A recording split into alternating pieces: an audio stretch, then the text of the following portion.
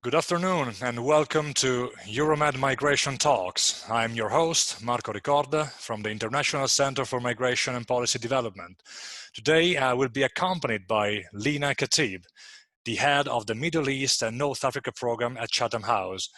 Lina, thank you for being with us. How are you today? Thank you for having me. It's a good day to be talking to you. Great.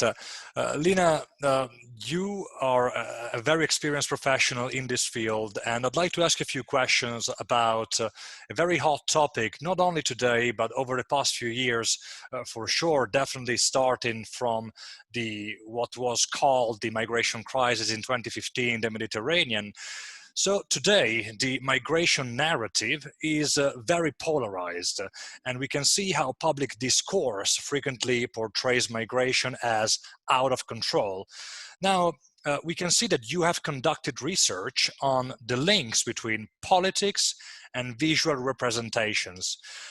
In your opinion, what impact do images have on the prevailing narratives of migration, and consequently the public's perception of this phenomenon?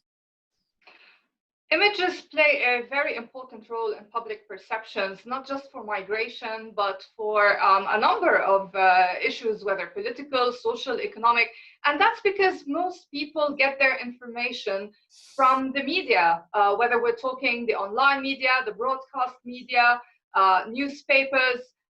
People are moved by images. Images capture attention more than perhaps text does because they can be so immediate.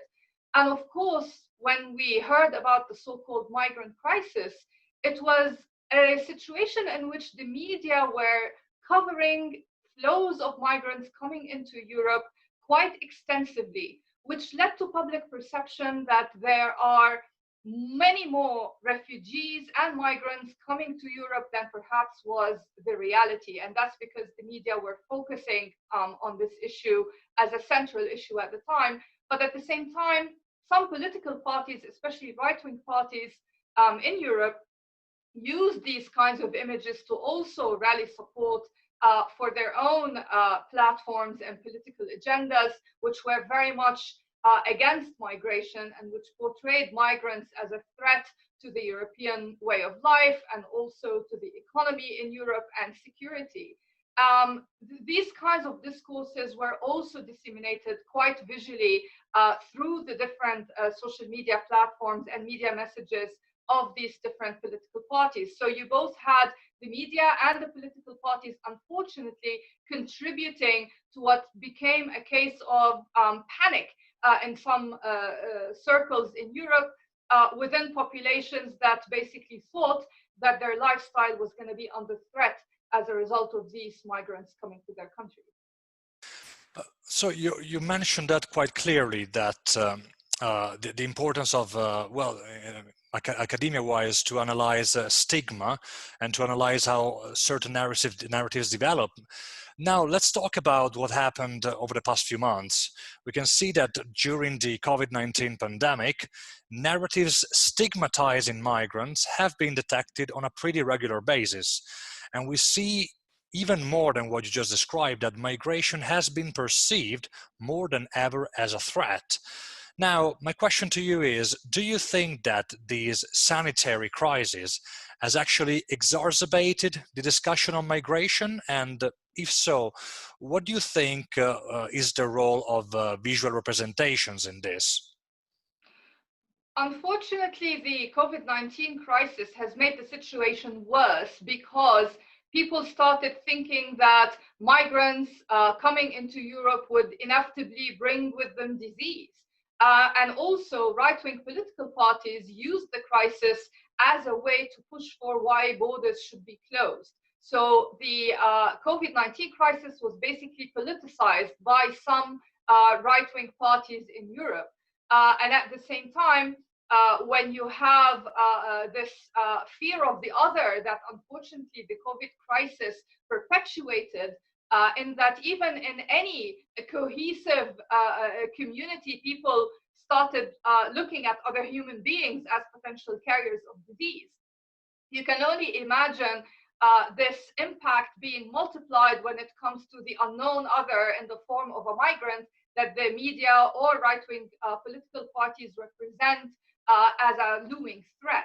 And a lot of countries in the Mediterranean especially had measures to, in a way, try to stop migrants from coming into Europe, being very aware of the politicization that I just talked about, and sometimes having in place very different measures for migrants arriving, for example, by sea, than they would for other people in their countries when it comes to quarantines for COVID-19, for instance. And of course, this dual policy of one policy for the migrants, one policy for the residents, does not help with perceptions about these migrants in general within the resident population. So you mentioned the media quite a few times, and I see that prior to joining academia, you have worked in broadcast journalism in Lebanon. Media reporting has a very powerful impact when it comes to the crystallization of opinions. How do you think that the coverage of migration issues could be approached by media professionals in order to avoid polarization in this field? Do you actually think it's possible? It is possible. I mean, of course, I've just covered the negative side of the story, but at the same time, there is a positive side to the story, as demonstrated by some journalists who have been covering rather heartwarming incidents of communities coming together, of people opening their doors to those in need. I think taking a right space approach is the way forward. So that there is no distinction between migrant and resident, and that migrants should not be represented through a negative framework just because they happen to be foreign. I mean, personally, I am a migrant myself. I'm someone who grew up in Lebanon and then moved to the UK more than 20 years ago and became a British citizen. So whenever I talk about migrants, I always put myself in their shoes, because this is something that I have experienced moving from one country to another. And I have seen examples that are negative and examples that are positive. So when it comes to journalism, there have been some heartwarming stories. For example, a Syrian refugee living in the UK, who is a very well-known filmmaker, volunteered as a hospital cleaner during the height of the COVID-19 crisis in the UK. And he has many followers on Twitter and got a lot of media attention from the mainstream media, who were praising his contribution to help in this crisis. And this, I think, played a very important role in showing that these migrants can actually bring a lot to the societies that host them. And he was constantly saying how proud he is to be in the UK and how happy he is to be able to contribute back to this country that opened its door for him as a refugee. So you do see stories like that, and we have to give credit to the mainstream media and the social media when they do give these stories a platform. In the project that we are currently managing here from Malta, we basically are putting a lot of focus on success stories that, as we usually say, could help switching the migration narrative from migration crisis to migration capital. So what are your thoughts on that? Do you think it's a strategy that could work? Absolutely. I mean, unfortunately, the trend over the past few years, and of course here I'm speaking in general terms, in Europe, has been to view migrants as coming to take our jobs, coming to take our benefits. But there was a recent study that was published about population projections for the coming decades. And it showed that a number of countries in Europe are likely to face a severe shortage in a workforce because of dwindling birth rates. And that means, according to the report, that few decades down the line, countries may start competing with one another to have migrants, because they will need their skills and they will need their contribution to the economy. And that is something that we need to think about. This short-term obsession with migrants as coming to take things away should be flipped to show that these migrants come and they contribute to the cultures they're in, and they may become actually quite essential and necessary for the economy to continue further down the line. So now is a good time to start investing in them rather than seeing them as a problem. Lina, I'd like to talk to you a little bit about cinema, because you published quite a few books on storytelling and on the cinematic depictions of major political issues. You explain how and why particular stories or particular themes are selected. Do you think that today migration is realistically represented in cinema?